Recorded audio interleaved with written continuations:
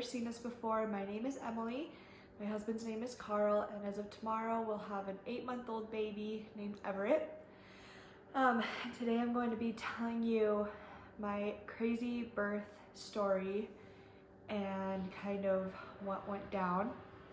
So like I said, our baby is 8 months old, so I'm gonna just kind of tell the story from what I remember from off the top of my head.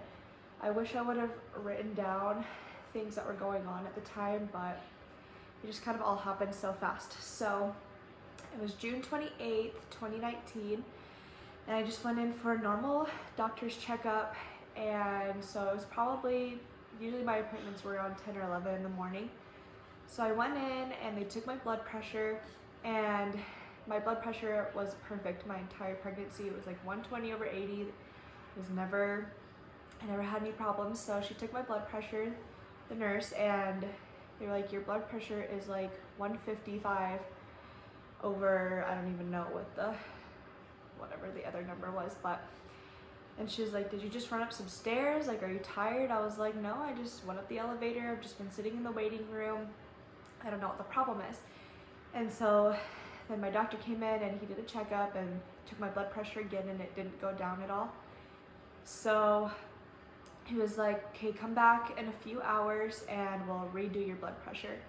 So I went out to lunch with my grandma, and if you live in the Utah area, you know Brick Oven. So we're just chilling at Brick Oven, hanging out, and she's like, so how did your doctor's appointment go? I was like, I might be having a baby like today or tomorrow.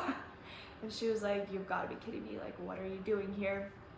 And so I finished up lunch, and then I went back to my doctor, and it was higher. It was like 165. So they were like, yeah, something's not right. Like, let me call Dr. Young and we will see what he thinks. And so they called, and I'm just sitting there and I'm freaking out, and I'm like, what could be wrong? Why is my blood pressure so high? And so they called Dr. Young, and they're like, he wants to induce you. Would tonight or tomorrow be better? And it was, I don't know, maybe by this point it was like the evening time, so it was maybe like 4 or 5. And so I'm like, well, probably tomorrow would be better. And then so she's on the phone with my doctor, and they're talking. He's like, he wants to induce you tonight. And so at this point I was so I delivered 11 days early, so it was like 38 weeks in a couple days. So I was full term, so that's good. But so we went home. Carl and I went home. Carl was with me at this point at my doctor's appointment. And well, at the doctor's appointment, I called my mom, and my dad's birthday is June 29th, so the next day. And she's like, I don't know what to do. I don't want to leave Dad. I feel bad. My parents live in Texas, so we live in Utah. They live in Texas. It's far. So she can't just drive right on over and help me.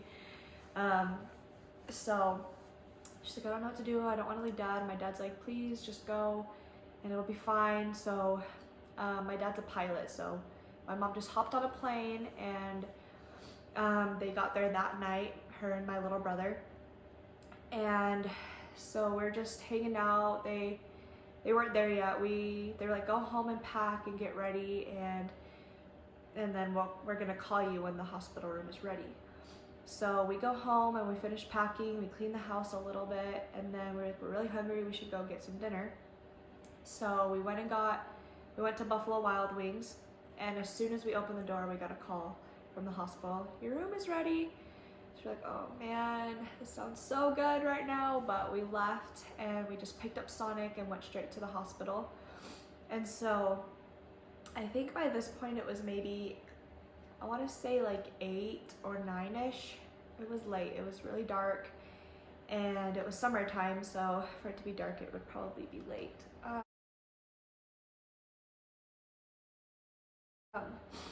So we're just hanging out in the hospital room. I'm too nervous to eat my Sonic, so I'm just kind of nibbling on my tater tots and stuff. And then they start my induction, and my mom and little brother get there, and my grandma who picked them up at the airport. Like I said, my dad's birthday was the next day, so at this point it was late by the time they got there, maybe like 10 or 11, and my grandma's up in the nurse's face. Is there any chance that he'll be born tonight? My son's birthday's tomorrow. Is there any chance he can be born tonight? And the nurse is like, are you crazy? We just started the induction. And mom's like, get out of her face. So that was really funny. But we're like, of course he's not gonna be born tonight. That's in what, an hour or two? And whatever. So that happened, and then we're just kind of hanging out. My mom and brother and grandma finally left, so we were able to start resting. And at this point I wasn't feeling any contractions really. I was just kind of hanging out. They had just started. They do the pill up your hoo-ha, and so they didn't start Pitocin yet. It was just kind of like a cervix softening pill that they start you with. And so they started with that. They had to give me 3, and I think it was like, I don't even remember, it's like 6 hours in between each pill. So it took a while before anything was like starting at all. And so then we were kind of trying to sleep, and all through the night his monitor on my stomach was just kind of like shifting every time I would move. So then the nurse would come in and have to fix it, and so we got like no sleep at all. And then during the night I started feeling my contractions pretty strong. And so then the nurse came in and she was like, well, we could do your epidural, but then you won't be able to walk at all. Do you want your epidural, or I can just give you like something in your IV to kind of like help the pain? It won't last maybe 30 minutes. So I was like, let's just try that and see how it goes. So it helped for a little bit, and then they were back strong again.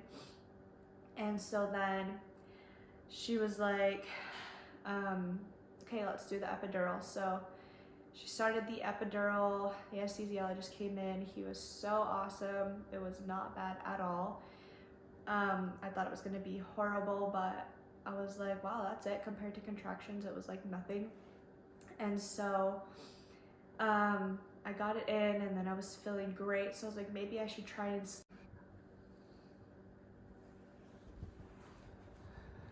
okay, so Carl just called, and so I had to stop the video, but I hope it's in kind of the right place still.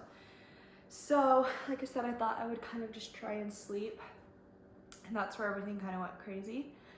So every time that I would sleep, Everett's heart rate would just drop like crazy. And so she's like, where we just all just kind of be hanging out. They're like, maybe I should just kind of sleep. And then it would drop so bad. And so it happened a couple times, and they would like turn the bed upside down, like put it all the way down and then some more, so that it would kind of like help him. I don't know what that does really. Maybe if you're a doctor or nurse you would know, but so they kept doing that. And then my doctor came in and was like, if this keeps happening, like we're gonna have to do a C-section. And I was like, no, I really don't want to do a C-section. And they checked me, and I was 4 centimeters at this point.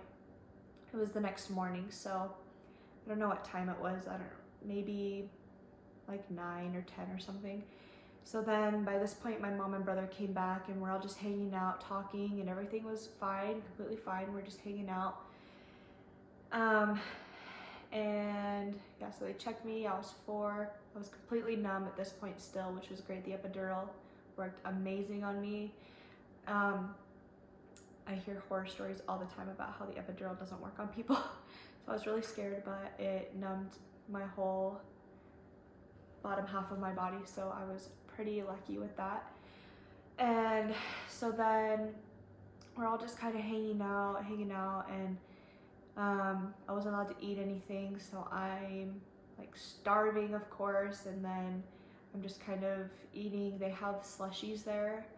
And so I'm just kind of eating some slushy and just hanging out, talking with Carl and my mom and my little brother Zach. And so we're just hanging out, and then I want to say it was probably like 1 o'clock, and I was like, okay, I'm like so tired. I didn't sleep at all last night because of my contractions. So I was like, I'm just gonna sleep.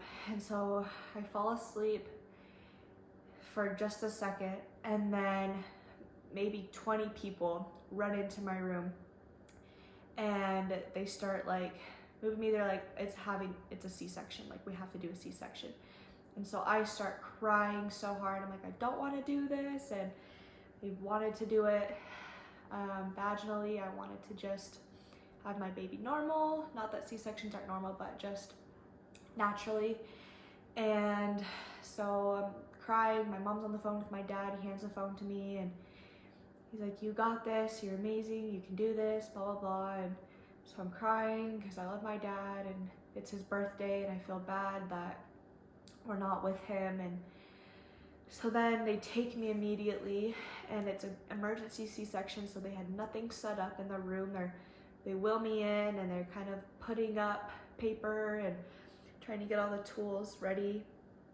And so Carl is getting suited up and I'm on oxygen. I forgot to say that I was on oxygen like the whole time because his heart rate kept dropping, and they thought that would maybe help with me being on oxygen. Maybe he was just struggling to breathe, or not breathe, but whatever. He was just struggling, obviously, because his heart rate kept dropping. And so they're thinking maybe the cord was wrapped around somewhere. So Carl finally comes in and they're like, okay, the baby will be here in 2 minutes. I was like, holy cow, that is so fast. How are they gonna slice him out? And so then they're like, did you feel that? Thank goodness I had the epidural, so I didn't have to get knocked out or anything. But so they were like, did you feel that? And I was like, what? They're like, that was the knife. And I was like, oh my goodness, this is all too much. Like, I was freaking out. I've never had surgery before, just my tonsils, and so that's like no big deal. But so they got him out and it was really quiet, and I was like, what is going on? Why is he not crying? And so then the whole breathing team comes in and they're trying to work on him and they're sewing me up, and then I'm just freaking out. Carl is over there trying to see what's going on, taking pictures of him, and I'll insert pictures from the C-section room of his like first pictures. And so we're all just kind of freaking out, and they're like, we have to take him to the NICU, something's not right. So of course I'm like freaking out, but then I'm like, they got it, like this is fine, he'll be with me here soon and everything will be fine. So they take him and they wheel me back to my room, and when I get back to my room, my grandparents are there, and I'm like, I don't even have my baby, I don't know what's going on. And I was just kind of like in shock, really, really bad. And so I don't remember too much of this part, but I just remember my grandparents being there and me just kind of like sitting there and not knowing what to do. And then I just remember a nurse coming in and was like, you have to pump. Since you don't have your baby, you have to start pumping. And so I tried pumping and it went okay. And we're just kind of hanging out, and then they tell us that Everett has a pneumothorax, which is a hole in your lungs. So I was like, it's okay, like he'll be fine and we'll get out of here normal time and he won't have to stay, he'll be back with me today. So I didn't get to see him at all that day. So then the next morning I wake up and they're like, do you want to go see your baby? And I'm like, obviously I want to see my baby. And so then we go see him, and he's all hooked up to oxygen and wires everywhere. I'll try and insert some pictures here too of what he looked like in the NICU. So it was really crazy and super emotional. I just wanted my baby, and I was just praying that we could just get out together as a family and that he wouldn't have to stay for very long in the NICU. And so anyway, we're just kind of hanging out. I think I stayed 3 nights, and we were just kind of going back and forth to the NICU to try and feed him, and I was up all night pumping, and then every like 2 to 3 hours just pumping, and so it was just crazy. And so I got released from the hospital and Everett didn't, which was really, really sad. And so then after this, we're having to drive back and forth from home to the hospital. Thank goodness we lived like 5 to 10 minutes away, so it's not bad. But so we're having to drive back and forth, and his doctor is literally crazy and was like, he can't leave, he could get dehydrated and blah, blah, blah. They have to hit all these milestones when they're in the hospital. And it's crazy that he was in the NICU because I had been watching, like binge watching all of Pink After Blue. I can't think of her real name right now, but that is her YouTube, I think. And her little baby, Cruz, was in the hospital in the NICU. And I was like, wow, that's like so sad. Like, I can't imagine parents have to go through the NICU experience. And then we had to. And so I was like, wow, this is crazy. But I've been watching her videos, and then we were in the NICU. And so anyway, he was there for only 9 days, which seemed like a long time to me, but I know babies that were in there for months. There was a little baby girl next to us that was born at 1 pound, and she had been in there for like 4 months. She finally got up to, I think, 4 pounds whenever we were leaving. So that was cool. I'm sure she's out of there now, but I feel so grateful for all the nurses that took care of Everett. And we had some really bad ones that wouldn't even let us hold him, and you know, skin to skin is so important when they're first born. And then we had some really great ones that seriously just sat there and held him and rocked him while we were gone and fed him, and so that was really great. But it was just the most insane experience, especially for our first baby, and everything that went down is just so crazy. And so thankfully he's perfect. The hole healed on itself, and he's perfectly healthy and fine now. And so we were there longer than we were supposed to be.